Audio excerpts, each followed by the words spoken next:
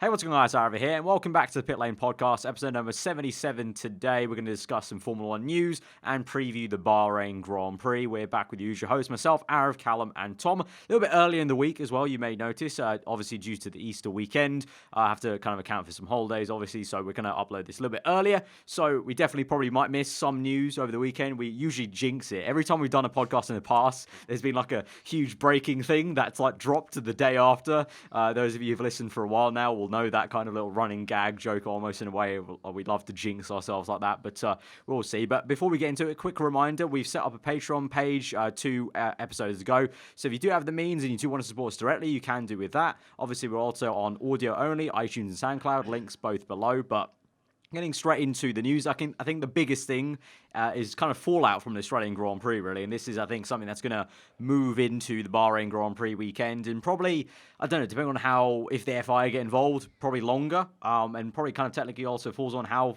long Haas stay ahead of the other teams. But teams are kicking up a fuss about Haas, specifically Force India and McLaren, with Force India aerodynamicists labeling it magic. They don't know how it's happened. And McLaren kind of calling, Zach Brown calling for, it doesn't take a genius to kind of see that Haas is clearly, a very similar car to last year's Ferrari car. And they're both backing the FIA to do like an investigation. Obviously, Alonso called it a Ferrari replica off the cuff. So I don't know. It's definitely a big debate. What do you guys have any resounding big opinionated thoughts on it? Like a yes or no, kind of one way or the other? In terms of, is it right for them to kick up this much fuss? Yeah, because it is. There does seem to be. I'm not going to say there's a slight suspicion, because I think before we get into this huge debate, that it's quite disrespectful to Haas on the face of it. Because in a way, in a good way, because if people are saying your car is good, in the same way that obviously in the past Mercedes and Red Bull, whenever they've had the best car, it's like, oh, you're too good, and they're just sat there going, yeah, come on then, try and beat us. So it's the same with Haas. It's kind of, but it is a little bit insulting to say that Haas have basically just copied another car and started excelling with it. So we want to choose our words wisely moving forward with this topic. But I thought it's quite interesting, before we do get into it, to see that teams have only just started kicking up a fuss now, rather than after pre-season testing, when all teams got a good look at the Haas car, and we saw on launch that the car looked exactly the same. All three of us were like, for the Ferrari. It's a Ferrari 2017 car, isn't it? At launch, like all of us thought that, like straight away. Like all the memes came out straight away of like the people did comparisons half and half, and they're like, oh look, it's the Ferrari. Yeah, half and half comparisons really gave it away. The like, especially the one from on top, like from the top view. Yes, you look at it, and you're just like, right, spot the difference. Yeah. And you're literally you're struggling, because even they photoshopped it to the point where the wheelbase was exactly the same. So you're literally looking at nothing, just the exact same car except for the paint. So yeah, it's a very unfortunate one, and to be honest, no one's really feeling sorry for Haas's double retirement within the F1 paddock, which is a shame. But yeah, like I said, Cal, interesting people are pointing that one out after the Australian Grand Prix, when they knew full well, even them, based off of the GPS after pre-season testing, that they were inverted commas dark horses. So it's weird that they've decided now to be like, oh, okay, no, yeah, that's a 2017 Ferrari. Yeah, no, that one. Yeah, cool. Get them off. Get them. Call the FBI out after the Australian Grand Prix. Yep, that car right there. Just over there. Yeah. I want you to use the bullshitometer for that one. I smell a bit of that one looks a bit funny to me, that car. So please check it. That one there. Can you check its paint? Here's the thing. Here's my devil's advocate card on both sides. Right. Personally, it does look like a 2017 Ferrari, very, very, very, very close. So I can completely understand the team's argument towards it. However, I'll be talking about yet again another one of these unwritten rule things, like the FIA guy, because if there was a rule, surely by now, that would have been investigated. So therefore, I don't think there is no official rule. This is especially, what if, say for example, an investigation occurs, and there's no rule in place for copying previous cars. What's the worst thing that's going to happen? Haas admit they did it, and Ferrari back them up. What's going to happen if there's no rule for They're just going to stay where they are. Yeah. I mean, if at worst, they'll put in the rule after that and take effect.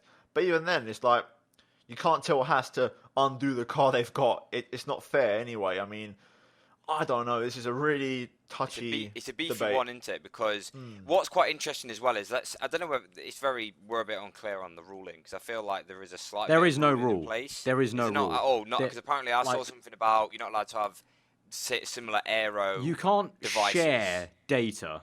So you can't Right. share data, but there's no ruling that you can just look with your own two eyes Yeah, at you can just get a detailed sketch pad photos, out. Yeah, which get some sketch obviously paper.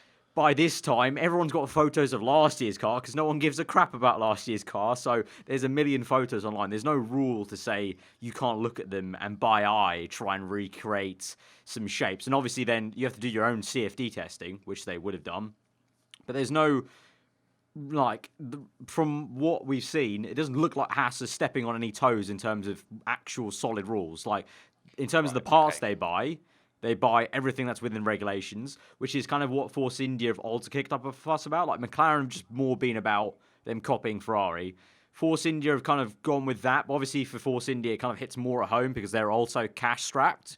So Force India have also kind of tagged on the whole thing about, you've got a small team like this, not a lot of resources. They buy pretty much most of the parts. Like Force India make their hydraulics in-house. I think the biggest things they buy is the gearbox and the engine, if I'm not from mistaken. Mercedes. Everything Yeah. else they build in-house.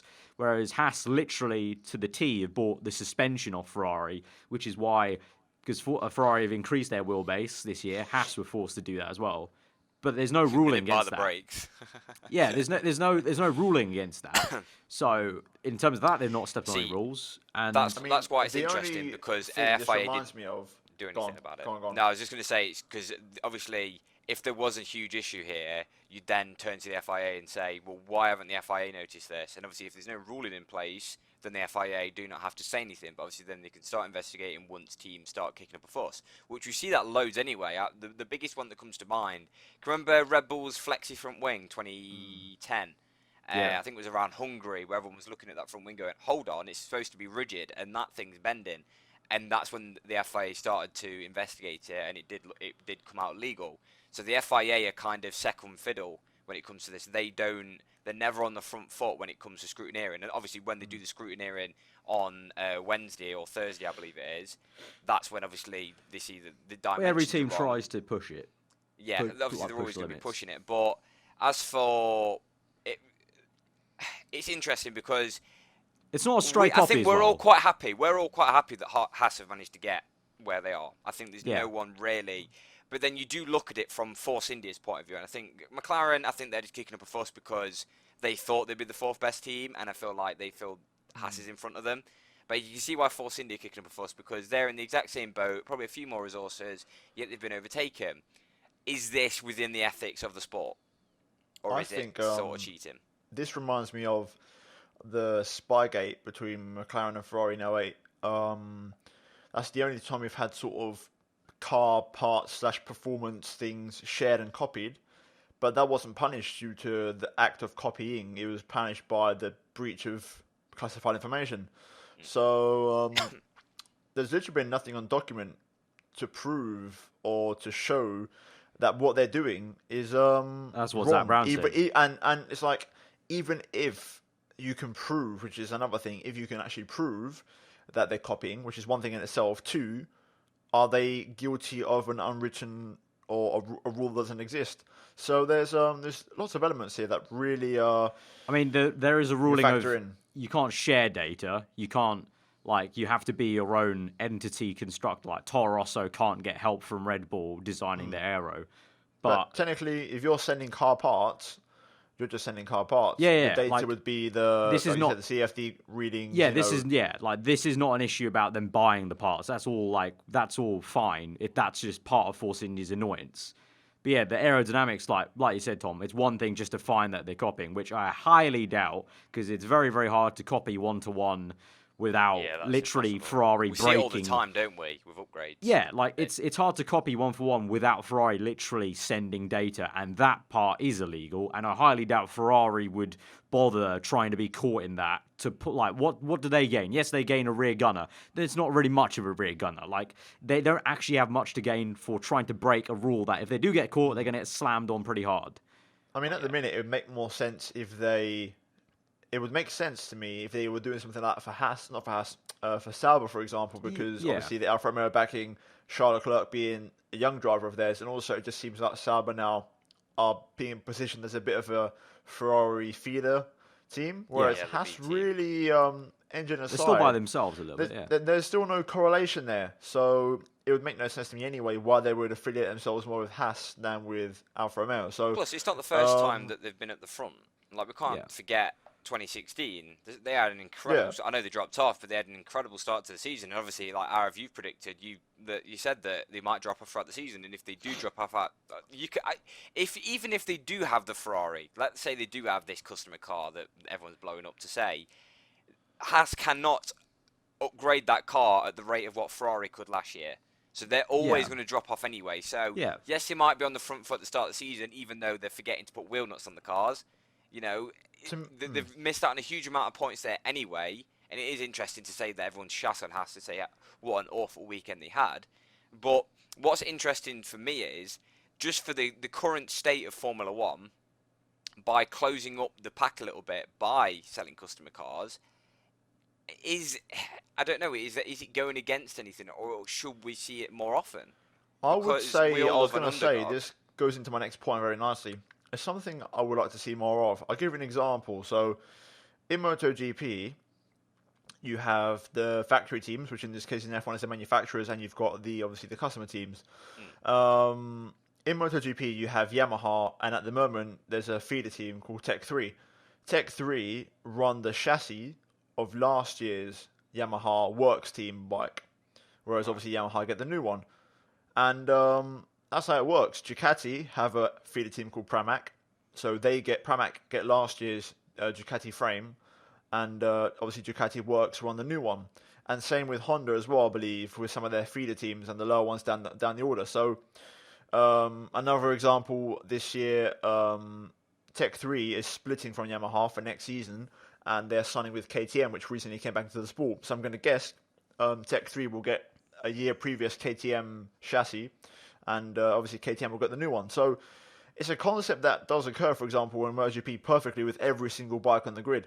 So there's no reason why that could not happen in F1. And to be honest, would it have to apply with every team? Like, we can't have an issue where it's just Ferrari and Haas. It could be perfect. I mean, right now there's no rule for it, so there's no reason for it not to be a thing. Yeah, any and also it would bring the field together a lot more. Especially, for example, if teams like Williams and Force India use things from past Mercedes cars, I don't think we'd be complaining that much. Force India can buy all the parts that Haas are buying off Ferrari. They could buy all those parts off Mercedes if they wanted to. They just opt not to. It's in Haas's business model interest to buy all that stuff, because I guess they ran the numbers, to use the joke. They ran the numbers, and they see it's probably going to cost them more to develop all that in-house rather just buy it off the people who are trying to challenge Mercedes and Red Bull. May as well just buy it off them. People saying they're a small team in terms of budget. Their argument for copying Ferrari's 2017 car, they could say, well, to be honest with you, we don't really want to go for a cutting-edge sort of new design and have to throw money at a car that might not work, i.e. Force India, this season, and just go with a formula that works and that will get us up the grid. Yeah. If you know what I mean. Because basically they're saving money and cutting straight to the chase and using something that's a proven formula. And to be fair, now I think about it, one of the differences, for example, in the side pod area, the side barge balls, they've got like the 4 horizontal it is different. daggers. It's a copy, so there but is it's differences different. there. Yeah. So, I just want to interject with manufacturers, because I've just thought of two things when it comes to manufacturers. One, it does give an incentive for manufacturers to stay around, because if they are making money by selling previous parts and previous cars to lower teams, then it will give an incentive, because a lot of people just look at Mercedes and go, yeah, they could stay around for as long as they want, and then they could just walk off when they're bored. And also, it would challenge the top teams as well. Yeah, there is that double-edged sword that a lower team can then now take away points from the top teams. But this also means that if a manufacturer, it isn't really much of an incentive for other manufacturers to join the sport, because if they can't nail it, like for example Ferrari, Mercedes, and let's say that Red Bull is sort of Aston Martin. So it's 3 manufacturer teams. McLaren, for example, if the top team in this customer car chain, if the top team can't obviously provide a competitive car, then no one's going to buy anything from them. So this is where I can see the lowest manufacturer, in this case McLaren or Renault, kind of kicking up a fuss, saying, well, we still, everyone else has now overtaken us. So let's say Force India buys a load of Mercedes parts. Force India overtakes both Renault and McLaren. There isn't really much of an incentive then for Renault and McLaren to stay in the sport. Do you see where I'm coming from here? Yeah, I mean, I'm trying also. Right now, I'm trying to correlate your example and think logically with like MotoGP, like who is the lowest manufacturer. But that's also like two different arguments there in terms of that's the customer argument, customer car argument this is of what I buying mean. parts. This is double-edged swords. But like, that's like an entire thing that we've also talked about before when Haas first came in the sport. Like this was the exact same debate we had back in like 2016 of like customer teams. But this is specifically about their aero, which like the customer thing, they're allowed to buy it. The aero thing, that's like there's no rule. And also F1, if you think about it, it's always been about trying to copy what if you see something on another car and you think it's going to work with your philosophy. Obviously, some bits of aero don't work with your car because you've gone a completely different direction. But let's take the McLaren suspension, for example, and like the little aero stuff they do in the back. Literally in testing, people like Toro Rosso from there were saying, yeah, that's actually really tricky to copy. So if they start seeing that McLaren are gaining in that area, it's going to be hard for teams to copy. The words being copy, they're literally used in testing. So it's within F1's nature of teams competing against each other to try and copy innovations if they can't. I mean, how many examples could we come up with? Well, I'll give you an example. T-wing, double diffuser. Exactly, yeah. Double diffuser is the biggest one, I think. Yeah. If we're being petty about it, then Ferrari could just say, you know what, I'm sorry, but the whole grid has copied our effective sidepod design from last year, so we would like you to look into this, please, and stop them from copying us. You know what I mean? So there's no real logic behind it. Also, like another debate, and like I think we sort of struck gold here with this topic of maybe using past chassis as like for the lower end teams, because at the end of the day, the cost cap is going to be a tricky thing to sort of hit down the head. So that might be a possibility of bringing that in as a possible idea. And also, I'll give you an example. So going back to MotoGP, this year, Tech 3, which is a feeder team of Yamaha once again, they're running last year's Yamaha chassis. What happened was last year's Yamaha chassis was really, really poor, and there was a lot of debate.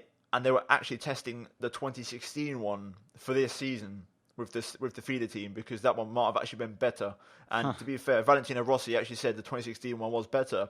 So there is also that element of if a big team has a dodgy year, one big year, the next year the customer team would also struggle. So you'd get that sort of element of up and down in the grid, 1 year delay, and also who knows, maybe say for example, if you know. Mercedes have a really bad year, for example, and the next year, you know, Force India and Williams are going to get parts of that chassis.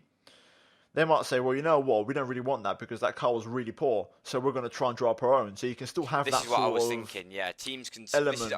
people like the innovation of Formula 1, so you don't want to take away that. You want to be able to give basic parts. Because obviously, for example, we can use Haas again for this season. By the end of the season, they're going to have obviously all their own bits and pieces on it because they can't really copy this year's Ferrari because the difference between last year's Ferrari and this year's Ferrari is quite big. So you can't just cut in the same way that I think Aarav said it. Yeah, from this baseline, they have to go.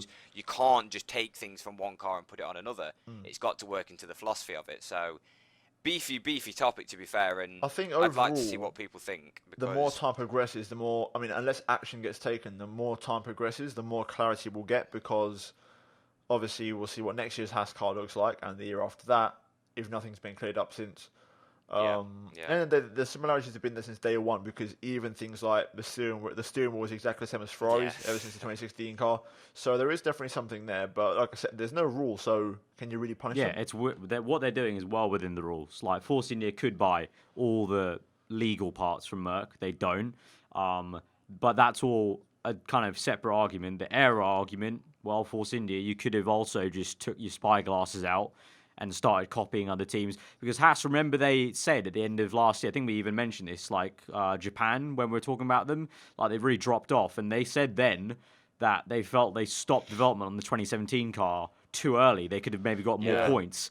So they've been working Maybe this for a while. because they stopped early because they were working their bloody asses off at copying everything They Ferrari had were tracing doing. paper out. Yeah, They getting the were tracing copying paper that out, thing. or just like working hard at looking at every picture they can, making their own copy, and then making sure it works in the CFD because it has to go through then different iterations of you do many simulations to make sure it's working, and then when they've got one, it's like, oh bingo, it's actually working how we think it should work and how probably Ferrari thought it was working on their car.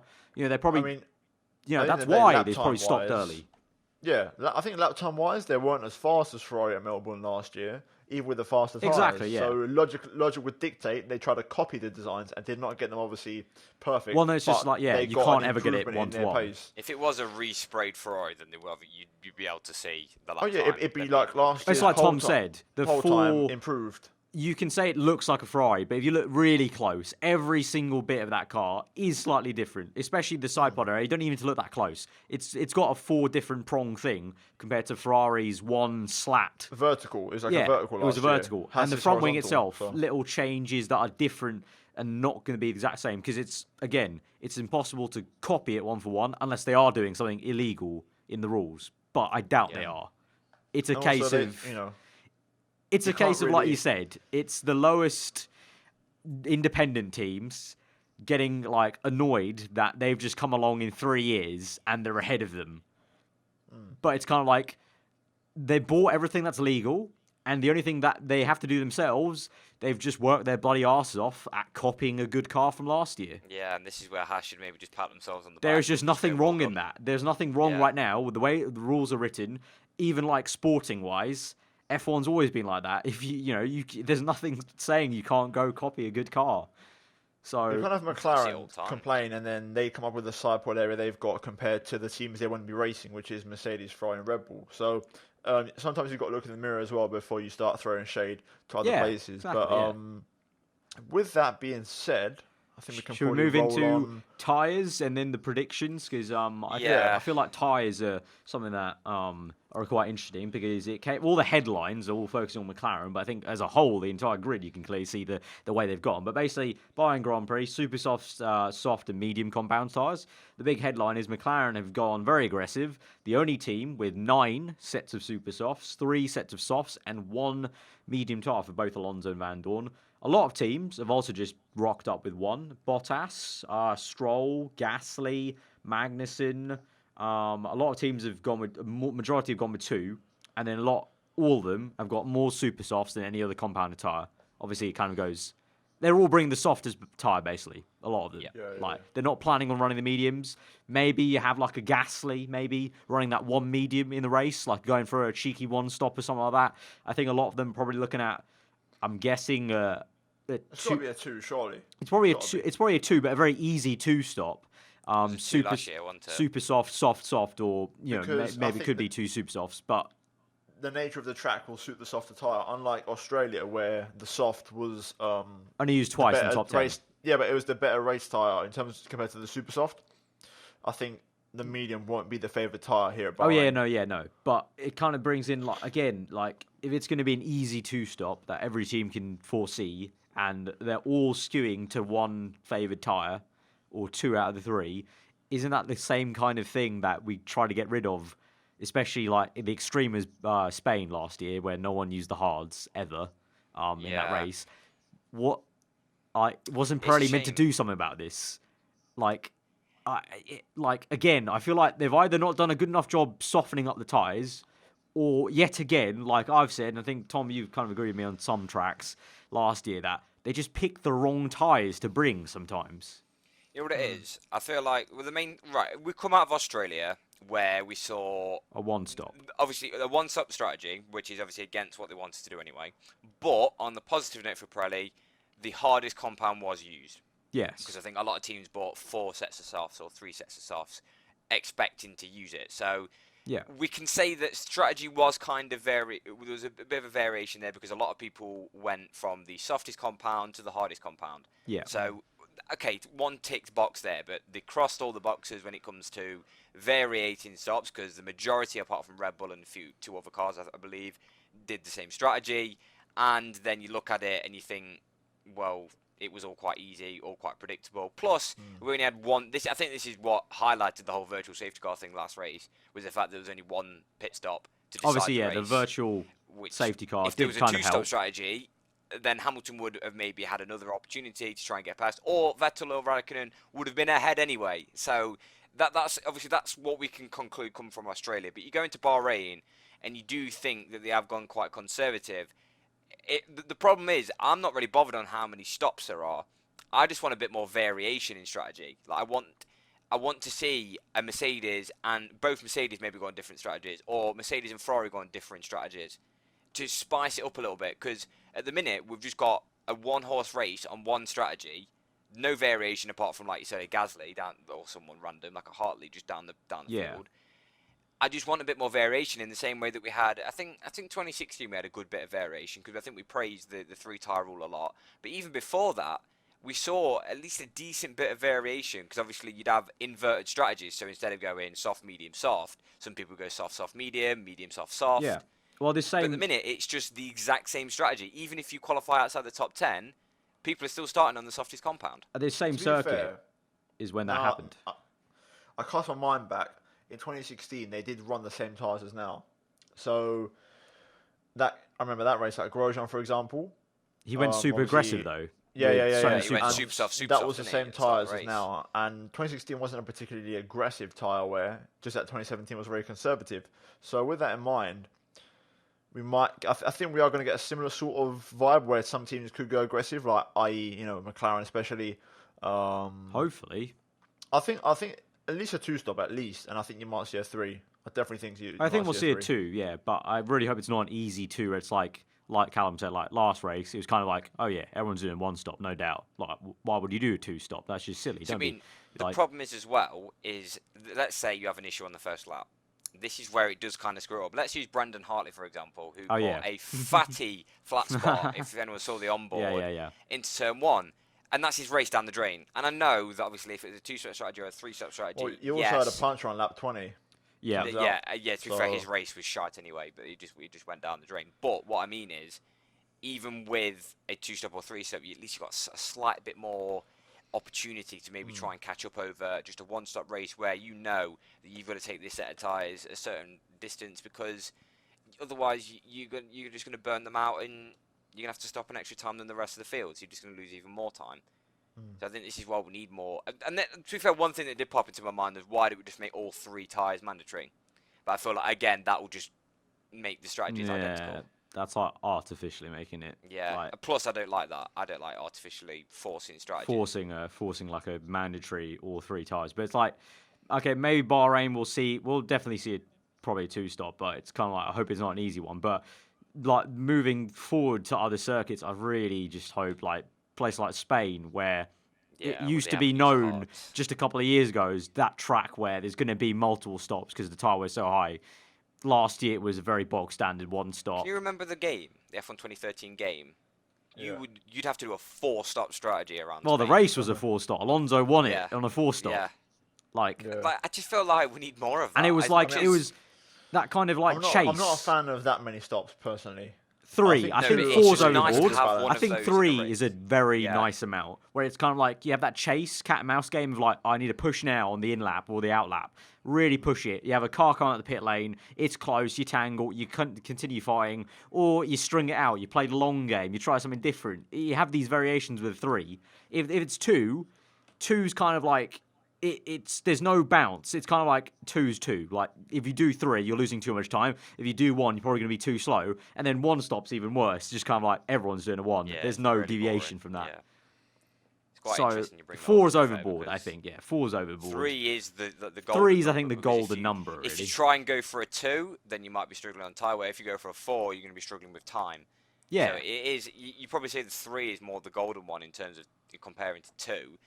But I know, but obviously that's where we step in the territory of tyres become too degrading, then people stop pushing. And this is the one thing we can still praise Pirelli. Obviously, last year we praised them quite a bit for this, and this year you can still praise them now. Is the fact that drivers can still push on the tyre every single lap. Yeah, I would still lean towards 2's the magic number in my opinion, not 3. because then you do get the element of the one stop, and you also get the element of the 3 stop, which everyone loves, and the 2 in the middle. Yeah, it depends on the circumstances. I don't like a race also to be just dictated solely by pit stops, and also I find it gets confusing to track, which can be a good thing for entertainment, but yeah, I feel like you don't know what's going on with strategy. I think like a 2 is fine. But I think with the regulations right now, it's kind of like you're not getting anything sorted out on track, really. Like nothing got sorted out in Melbourne. I'll give you an example. I don't need a 3. As long as I can just see a 2 stop at Russia, I'm happy. So, yeah. I don't know. I think obviously we're choosing Bahrain because the headlines when McLaren goes aggressive, but really the bigger issues are other circuits. But it's kind of just a way to branch out to that topic of, again, thinking about it, are probably gonna be a shit show. Are probably gonna make the right decisions for tyres. Yeah. I mean, I'll give you an example. If I was driving the F1 game and I had a 3 stop at Bahrain or a 4, and I know the tyres are gonna go off just fast, whatever the tyre, then I wouldn't really enjoy it. Like I'd enjoy them like first 2 laps and that's it. Whereas for Bahrain 2. Yeah, I think good, the 2 needs to be a bit of a struggle, though. I feel like at the end of the race, they need to be just about getting there. So at the minute, obviously, do you know how people like interviewed Hamilton saying, "Oh, if you were on fresher tyres, would you be able to catch him?" It's like, no.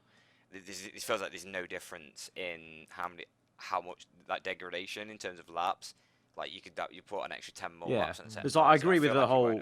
I don't want it to be sorted on. I don't want ultimately every single race to be turned by strategy. But it's kind of like there's no other. The argument of getting sorted on track is just not valid. It's just not valid because a lot of these cars can't get close enough to sort it out on track. They are doing it via strategy. True. So it's an annoying one. Sword. Yeah. Again, like both the things we talked about have been double-edged swords in there's pros 2 and different cons to aspects. everything. And to be fair, we can't slate to Pirelli too much because it is a very, very high. The regulations are always changing. Yeah. Situations are always changing, so it's hard for them to keep up with it in terms. And I feel like this is probably the best set of tyres they have made in a very, very long time. Personally, I think it's good that we have us 3 here because I think we will differ a bit. Like, I watch a race and I never once think I wish they brought softer tyres or like made them softer. Like, I do it at Russia particularly on the odd track, but generally I don't think to myself, the tyres need to be a lot softer. Just because I come from a nature of growing up watching F1 with very durable tyres, whereas obviously you two are more keen on the more higher wear. So it's quite interesting to see sort of how we sort of all prefer different strategy elements in F1. But you can't ignore strategy in the whole, but I think if we have a triple DRS zone also at Bahrain, like Australia, then that would also help. So it'll probably be going down towards the final corner. Last corner, because that's quite a good runoff from that long right. No more Wally Fox Alonso moves into that final corner then for the DRS line. It's either that or going from the kink, whatever that is, turn 3 to turn 4. Yeah, I'd probably say 3 to 4 because of the uphill. I mean, we always see a lot of people trying to overtake there. I don't feel like I want a DRS zone there because there's plenty of overtakes going on into that corner anyway. I feel like it's just going to make it a bit too artificial, I think. True. Yeah, if they did it there, it'd have to be a very short zone. Very short zone. I think that'd ruin it. The amount of good battles we see on the exit of that corner. Yeah. I would agree. I think the penultimate straight is probably the best one. Also because the dirty air you'd get through the first, the final, like the 2 corners before that. Would you say that would work with like tandem with the pit straight one? So like we have some circuits where it's kind of like only one activation or one dissection zone. Yeah, like Canada. So it's like a second bite of the cherry. Allow cars to get close at the last corner and then actually make the move on the main straight. Yeah, I feel like that'd work. I would not. Or do you have 2 different ones? In theory, if you're close enough for the first, like for the last corner one, you'll be close enough for the pit straight. If you're not, then you've made a mistake or you've just suffered from dirty air. I wouldn't personally. Yeah, 2 different ones. It's too close. Like if it's a bit further away, then I can understand. But like Australia, I find it a bit pointless in a way. I don't know. It's just me personally. The Australian one wasn't very effective, but. No, I didn't even notice it. Really. Australia full stop isn't very effective when it comes to overtaking. It's not. It's not. Melbourne's never been a great track for racing as a whole. I don't know why people complain about overtaking. Though it's not like the overtaking's ever been great around there, to be honest. Personally. Oh yeah, no, it's just it used to be better than what it was. I think we've just it used to be a little bit better, but also the entire time I've never. You're looking for something that doesn't exist around there. But then again, the last classic race that I can remember of that track was 2010, and that was wet. I love the track to drive on. In the game, Oh, you know, it's but, great to drive. Even Hamilton said it's great to drive, but he said it was it's a really good the track to drive. second but- hardest overtake after Monaco, according to Hamilton. That's what he said. So it's kind of like, it's never been great tracks, but it's like, you know, I don't know. That's a load What's of the bollocks what's the at the end of the season. what's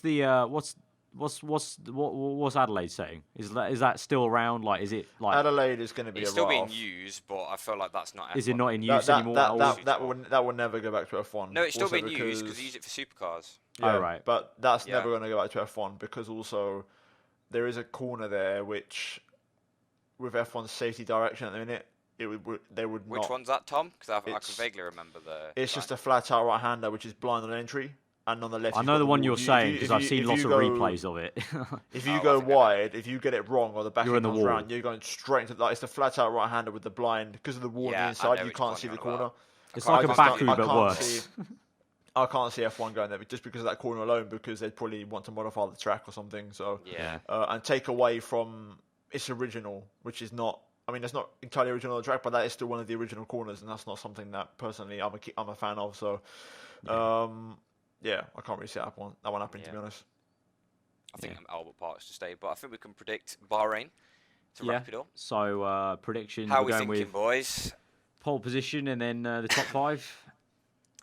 So Okay. Seeing as I'm the master predictor at the minute, Go on so then. far, one did you race in. predict? Wait, can we clarify? Did you predict Vettel right then last for the preview? I think I did, and I think I also predicted Hamilton for pole. And you're so lucky technically because I got we had to both. re-record that, so that's the only reason why you switched it. Yeah, I I remember you don't know predicted what you're something. talking about, bro. Because So- all three of us predicted Hamilton. It at wasn't my first. fault. We had to re-record it. Let's get that one straight. Right. So Right. Do you want to this go? time, first take. Yeah, we'll go with it. So we're getting a bit bored of it now because he's just so good at it. But we're going to go for Hamilton pole again. I mean, it's hard to really see past it. He's Yeah. going to smash 100 poles. I can see it already.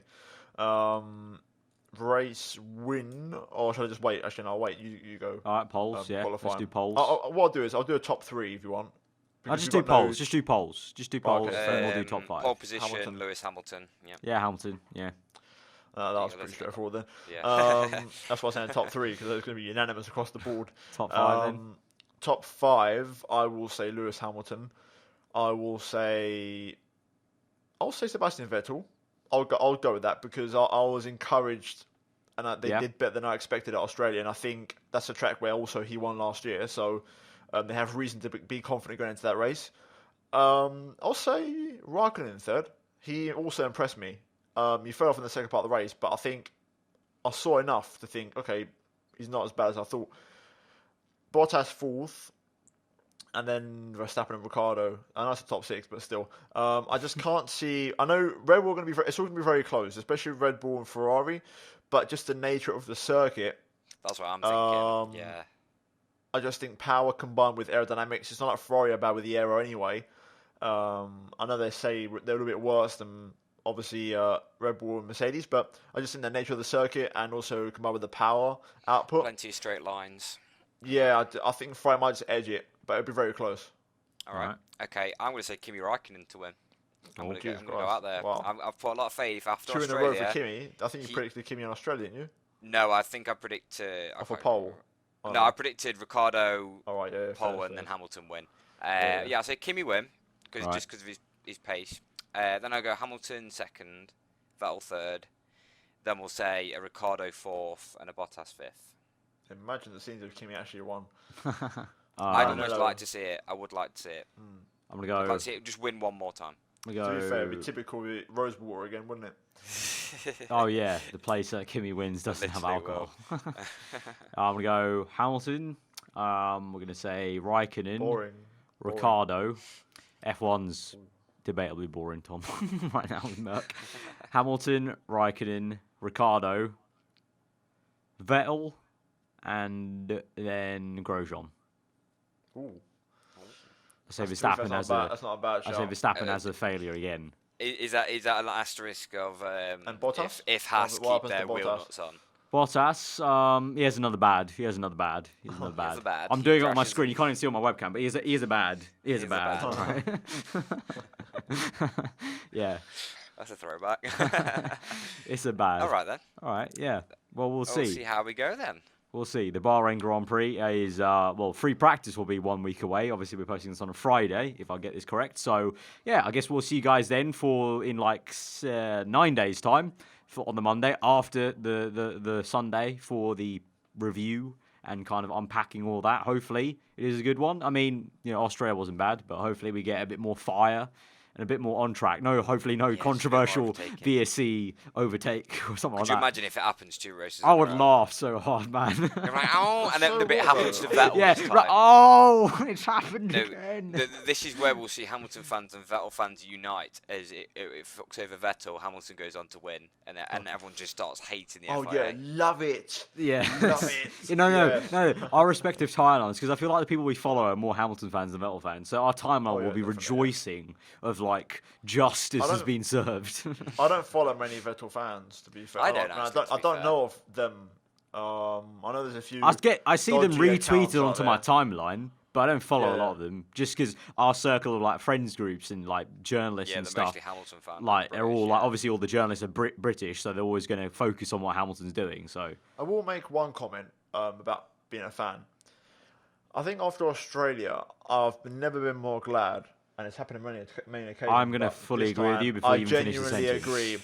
I've never been more glad to be an unbiased F1 fan with no one to support. And people can say I lean towards Ferrari, but I mean this when I say this, it's very minimal. It's just a soft spot in my heart, but I really couldn't care less. I don't care. I really don't care that much. I just want to see good racing. And I'm with you there. I'm really glad I don't support a driver. And when people ask me, because I supported Michael Schumacher, and why don't you support another driver? Frankly, one, because I don't get the concept of supporting another driver because it makes no sense. Also, secondly, after witnessing and seeing what supporting a driver does to you and the sort of rubbish tweets you put out, I'm glad, and I will never support a driver ever again. So thank you very much. Yeah, I'll try not to take too many shots fired. I'm fully with you on that. I'm fully with you on that. Many aspects now lately, I've been I'm kind of glad JB's not in the sport anymore, and I'm just watching it with you. 75% towards one fan base and 25% towards the other. One drives in a silver car, the other one in a red one. So give or take. About that sort of proportion. So don't worry, your local Hamilton fanboys here to big up at least one side of the camp. Embarrassingly big up. Whilst holding a protection over his head. Yeah, I know. I'm waiting for the day, man. I'm waiting for the day, all right? It's 2/3 of this podcast, so don't support anyone, all right? When's it going to be 3 out of 3, huh? Well, I'm going to predict another 4 years, yeah. Another 4 years. Right, so what's that? The 2022 podcasts is when we have 3 out of 3. No one supports anyone. All right. Yeah, and this is where you two have already found a soft spot in front of a driver, and I'm like, okay, cool. I think I'm with Tom. I would never support a driver. Yeah, I'm with Tom on that. I've tried my hardest to kind of be I kind of like this driver. I want to see this driver do well. I still do. I want to see people like Sainz do well, Gasly do well, Leclerc do well. But mostly those are just for me personally. I've had them. It's a bit of a nerdy thing, but because I've had them in my game series, I'm kind of I want them to do well. But it's there's just no. I will never look at a qualifying session ever again and be like, where's this one driver? Where's he? Whereas with JB, I always used to look at where he was, didn't care anyone else, didn't care for pole, just cared where he was. Did he make it into Q2 if it was at the end of his career with a shit McLaren Honda? So it's I'm kind of glad, I'm with Tom that. I'm glad for that aspect. And then also, the Twitter aspect of, some of the tweets, not only just now, but last year also was so horrendously one side the other. I just sit there and just this is so good to watch. Yeah, no, it's actually it's very entertaining actually, just to as unusual, just to see the timeline of many people getting angry from one side or the other, and just kind of it's hilarious. Conspiracy theories, it's hilarious. All of it. It's absolutely brilliant. So, just thought I'd end on that caveat. I wish I'd started the podcast with that one in hindsight. Get it all fired up at the start. If you're still watching, there you go. Yeah, I guess that's a good way to end it. So, we'll see you guys next time for number 78 for the Bahrain Grand Prix GP review. Hopefully it's a decent one. But, once again, reminder, we are on the Patreon page. So if you're one of those people who listen all the way through, maybe you're one of those really dedicated fans of the podcast, thank you very much for that. And if you do have any kind of spare dollar lying around, then we would love to have you over at Patreon. So do kind of consider that by looking over it in the link in the description. Obviously, we're on audio, iTunes, SoundCloud, both links in the description as well. But I've been Aarav, Callum, and Tom here, and that's been the Pitlane Podcast. We will see you guys for the next one. If you did enjoy it, hit that like button, and get subscribed to this channel for more. These two links below. You know the dish by now. Links below, Twitter handle above, everything's there. What else are we getting? GT Omega. You can use Pitlane F1 if you want to get something off there, and that'll help us out as well. But that's been this podcast. We'll see you guys next time. Hope you enjoy the rest of the day. Goodbye.